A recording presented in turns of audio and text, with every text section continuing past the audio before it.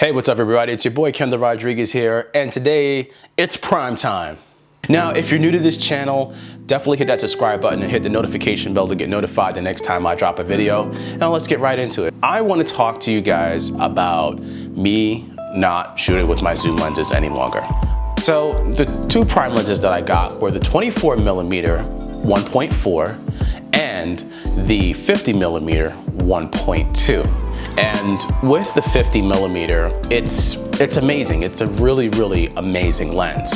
You can actually stop all the way down to 1.2 and really get some really out of focus, bokeh-licious pictures. It has this really nice like film look to it. It's absolutely amazing. So aside from it just being a lens that has a low aperture, comes low light performance, and you can really do a lot of damage.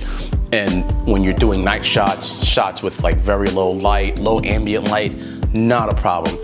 Now, the great thing that I love about this lens so far, my most favorite thing, is the lens flare. Yes, lens flare. It's something that I didn't really get to experience when shooting with zoom lenses. It's just one of those things that you will probably never ever notice on a zoom lens unless you intentionally shine a light through there. And to be quite honest with you, when I started using the 50 1.2, when I started using this lens, I started to see lens flare, and the sun was setting, and as you can see in this shot with the basketball players that I was shooting, it was absolutely amazing. I really couldn't understand and comprehend how I was able for all these years to kind of not see this magic happening with this lens. And that's what this lens is. It's just pure magic. So let's talk the 24mm 1.4 version 2. Don't forget it, it's version 2, okay? Numero dos.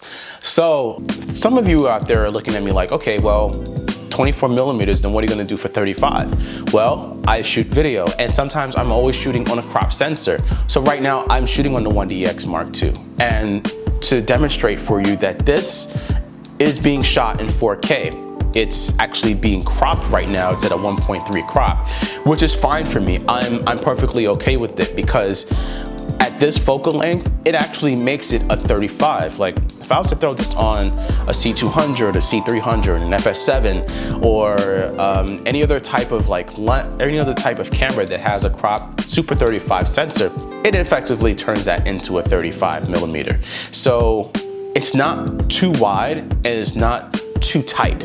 It's actually really useful. It's a great utility lens. You start to look at some of the shots that, say for instance, like Mark Boone, and he talks about documentaries, and having a 24 1.4 is actually a really good lens to have. The reason why I chose this over the 35, because for my work, the 35 would just turn into a 50.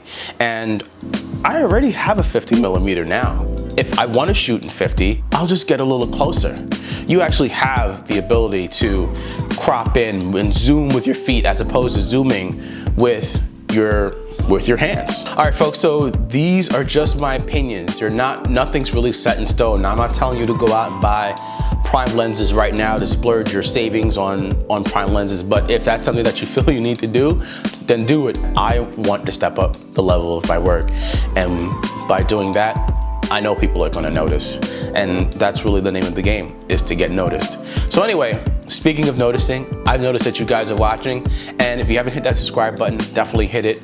Leave a comment down below, and if you like this video, please give it a thumbs up. I'll talk to y'all on the next video.